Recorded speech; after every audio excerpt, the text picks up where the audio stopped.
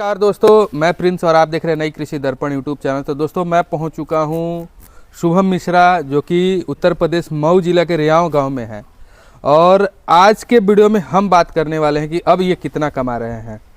अब चेहरे पे मुस्कान आप देखिए और इसी से अंदाज़ा लगे कि कितना कमा रहे हैं। और सबके मन में ये बात होगा कि ये सर कितना कमा रहे हैं, क्योंकि 3 साल जो मेहनत की है वो पीछे का मेहनत भी देखिएगा, तब इनके कमाई के बारे में आप जानने का प्रयास कीजिए। और कितना मेहनत है एक डेयरी फार्मिंग में और डेयरी फार्मिंग कैसे करना है, इसीलिए मैंने हर एक 6 महीना हर एक साल में एक बार इनका वीडियो मैं जरूर कर देता हूँ, ताकि लोग ये चीज़ सीख सके कि कैसे एक डेयरी फार्मिंग को शुरुआत करना है, कितनी गायों से शुरुआत करना है, किस तरह की गायों से शुरुआत करना है, मैनेजमेंट किस तरीके से करना है। हर एक चीज़ हमने पहले जो वीडियो बनाया उसमें भी, और इस वीडियो में भी कुछ हम सीखने वाले हैं। तो मैं चाहूँगा कि वीडियो कंप्लीट देखिए, जानकारी अच्छी लगे तो चैनल को सब्सक्राइब करें, साथ में बेल आइकन का बटन को प्रेस कर ले, ताकि जब भी इस तरह का वीडियो बनो तो आपको वीडियो मिलता रहे।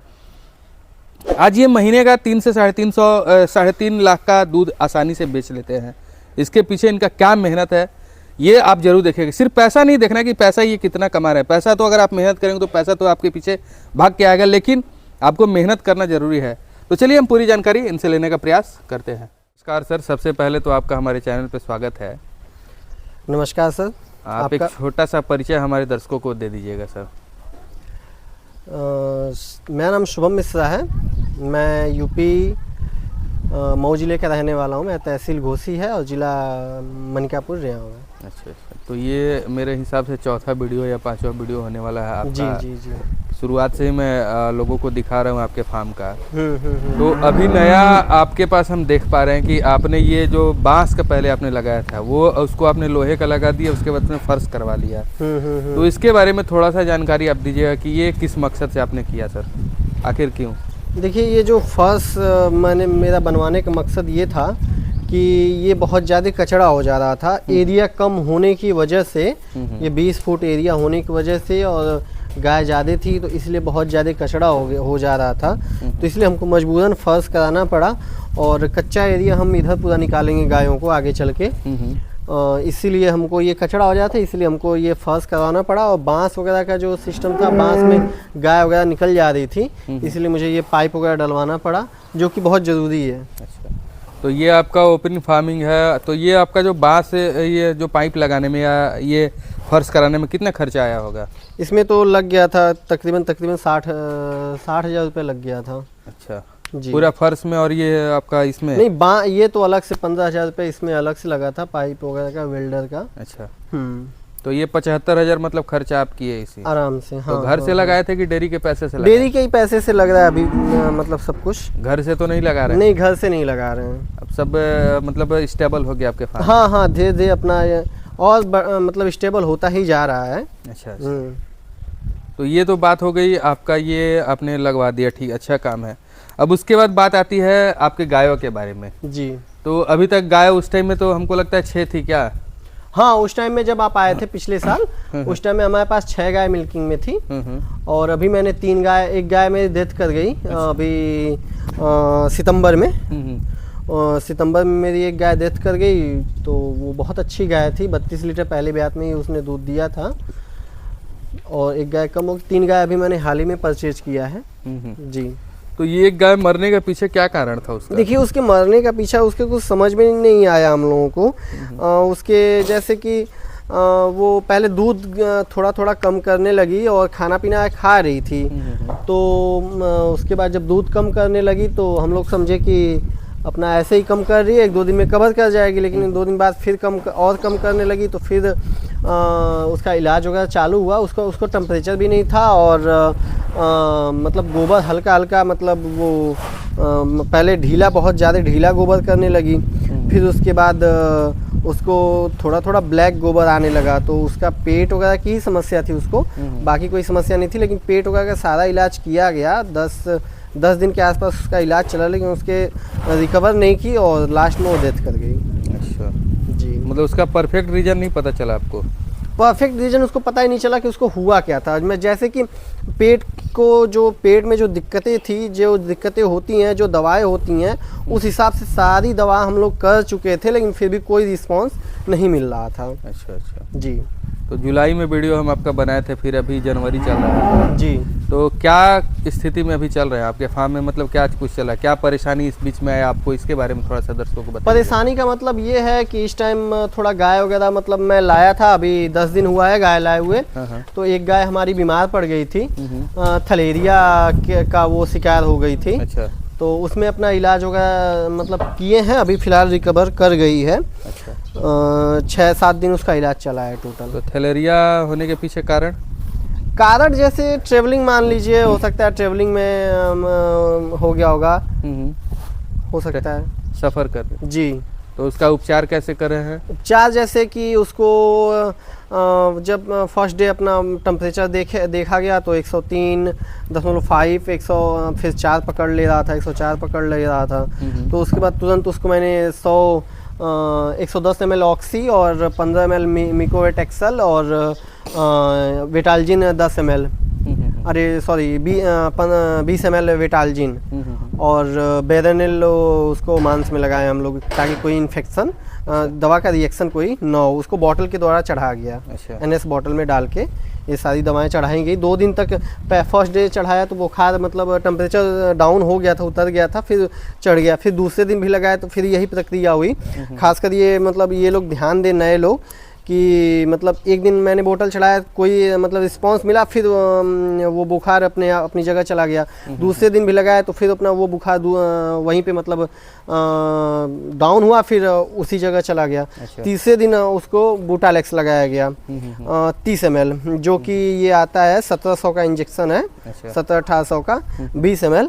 तो वो इंजेक्शन इसको लगाया गया। तो फिर उसके बाद ये कवर करने लगी। 2 दिन बाद अगर 2 दिन में रिस्पांस नहीं मिल रहा है कुछ, तो अपना ये बूटालेक्स वगैरह जुबियन वगैरह लगाने की तैयारी कर लीजिए तो ज़्यादा बेटर है, नहीं तो गाय फंस सकती है। अच्छा। 2 दिन देखना चाहिए। तो अभी आपकी गाय कवर कर गई? अभी गाय कवर कर गई है। हमारी यही गाय थी। अच्छा। ये जो आप देख रहे हैं, हाँ। यही बीमार थी।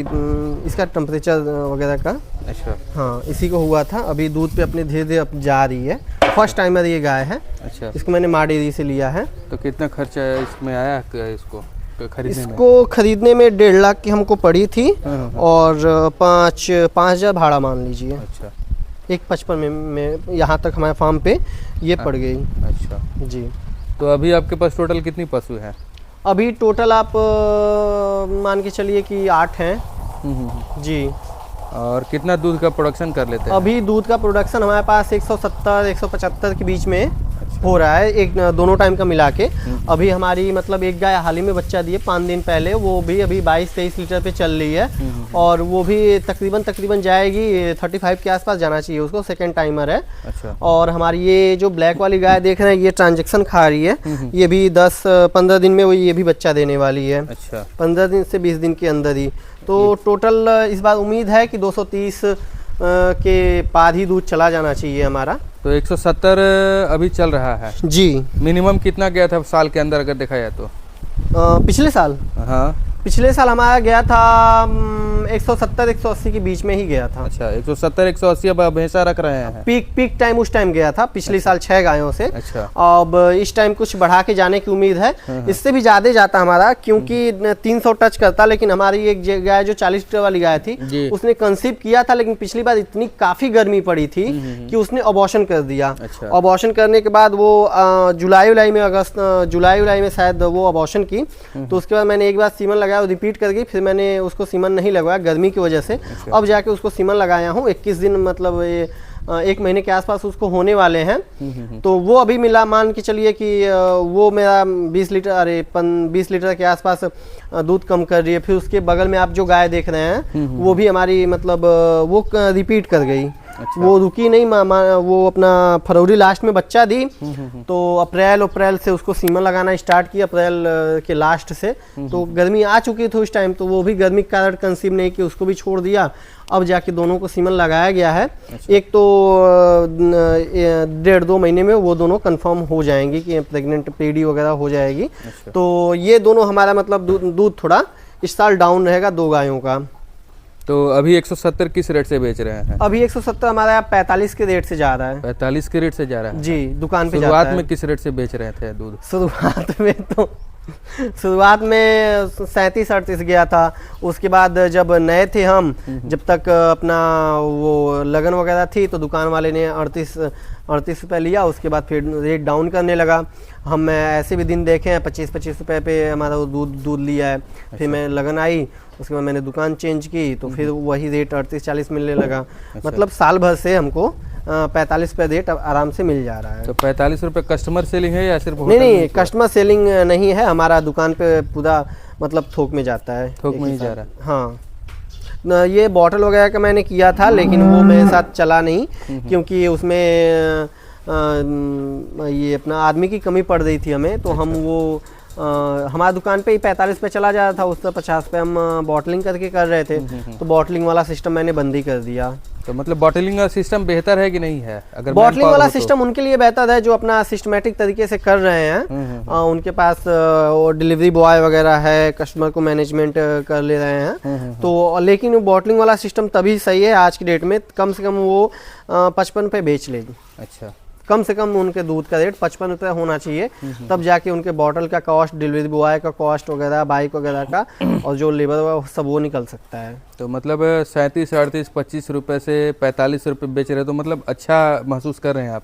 जी, बहुत अच्छा, बहुत अच्छा। ये तो इसमें इसके पीछे मेहनत भी करना पड़ा होगा? बिल्कुल करना पड़ा है। 2.5-3 साल हमको हो गया है। 3 साल में मैंने काफ़ी उतार चढ़ाव देखा है। तो उसी का नतीजा है कि अब रिस्पांस मिल रहा है हमको, डेयरी में अच्छा खासा रिस्पांस मिल रहा है। अभी हमारी पिछली साल AI के लायक हो गई, हमारी 2 बच्चियाँ भी हो चुकी हैं। अच्छा। 1-1.5 महीने में उन सबकी AI भी करवा देंगे। अच्छा। तो धीरे धीरे चल रहा है, फार्म आगे बढ़ रहा है। कितने का दूध बेच लेते हैं महीने का अगर देखा जाए तो? अब महीने का चला जाता होगा 2.5-3 के बीच में। 2.5-3 लाख का। कितना खर्चा करते हैं खिलाने वगैरह का? खिलाने में अभी मतलब 1 महीने में 1 लाख प्लस चला जाएगा हमारा। अच्छा। 1,30,000 हज़ार आराम से चला, 30-40 हज़ार मतलब 1 से 1.25 लाख तक का बचत कर ले रहे हैं। अभी फिलहाल 2.5-3 के बीच में बेच रहे हैं। अब अगर हमारी एक गाय और बच्चा दे दी 40 लीटर वाली, और भी मतलब वो दोनों गाय भी पीक पे रहते, वो गाय जो बच्चा दिए हाल ही में, वो भी पीक पे चली जाएगी। तो जाएगा अभी 200 से पार ही जाएगा दूध हमारा, 220-30 के बीच में जाना चाहिए। 3.5 तक दूध आप बेचेंगे? 3.5 आराम से 3.5 लाख का कारोबार करेंगे? हाँ। तो ये तो अच्छी बात है ना कि मैं आप साल का अगर देखा तो इतने छोटे से फार्म से ही आप 36 लाख का साल का कारोबार कर सकते हैं। नहीं, साल का 36 लाख ऐसे नहीं चलता है। मान लीजिए 2-3 महीने 3 महीने तक ऐसे चलेगा, उसके बाद धीरे धीरे डाउन भी होने लगता है दूध वगैरह गर्मी में। जैसे कि इस बार हुआ था, इस बार ज़्यादा पता नहीं चला था हमको, 1-1.5 महीने हमको दूध वगैरह की दिक्कत हुई थी, 1.5 महीने मान के चलिए। उसके बाद फिर गाय वगैरह डिलीवरी करने लगी तो स्थिति नॉर्मल हो गई। 1.5 महीने मतलब घर से लगाना पड़ा था। अच्छा, 1.5 महीना ही लगाना पड़ा था? हाँ, 1.5 महीने। जो आपने कमाया था उसमें से तो बचत फिर किया होगा आपने? हाँ, बिल्कुल। उसमें से तो बचत करना पड़ेगा ना? बिल्कुल करना पड़े, नहीं करेंगे तो फिर जब ड्राई टाइम चलता है उस टाइम लगाना भी पड़ता है। उस टाइम में लगाना भी पड़ता है जी। हाँ। तो मतलब आप पूरी तरह से संतुष्ट है, अच्छा खासा ले रहे हैं? जी, बहुत ही अच्छा काम है। अगर घर पे रह के आपका दूध वगैरह की सेलिंग वगैरह ठीक ठाक हो जा रही है तो मेरे हिसाब से सबसे बेस्ट काम है ये। लेकिन धैर्य रखना पड़ेगा। धैर्य रखना पड़ेगा। गाय बीमार भी पड़ती है, गाय मरती भी है, सबके साथ ऐसा हो सकता है, किसी के साथ भी हो सकता है, बड़े बड़े फार्मर के साथ होता है। कोई ना कोई बहाना ढूंढ ही लेती है जाने का ये सब। अगर कुछ भी कर लीजिए कोई रिस्पांस नहीं मिलता है। तो जैसे हमारी जो गाय पिछली 3-4 महीने पहले डेथ की थी, हम लोग, मैं और सुधीर भैया सारी उपाय हम लोग लगा चुके थे, लेकिन वो कोई रिस्पांस नहीं की, किसी भी दवा से रिस्पांस नहीं की वो। अच्छा जी। तो गाय जो अभी खरीदे थे 2 या 3, कितना दिन पहले गाय खरीदे थे? अभी मैंने 10 दिन पहले ही गाय लिया है। तो वो डेयरी के पैसे से या घर के पैसे से? नहीं, वो भी जैसे कि डेयरी के पैसे से ही आई है। जी, डेयरी के पैसे से ही ले रहे हैं। अच्छा। तो चलिए, अब तो घर से नहीं लगाना पड़ता, ये खुशी की बात है, सबसे बड़ी बात। जी, घर से अभी फिलहाल नहीं लगाना पड़ रहा है। आशा करते हैं कि आगे चल के नहीं लगाना पड़ेगा। अभी फार्म वगैरह भी इस बार जो आएगा उस बार ये फार्म वगैरह में इन्वेस्ट करेंगे।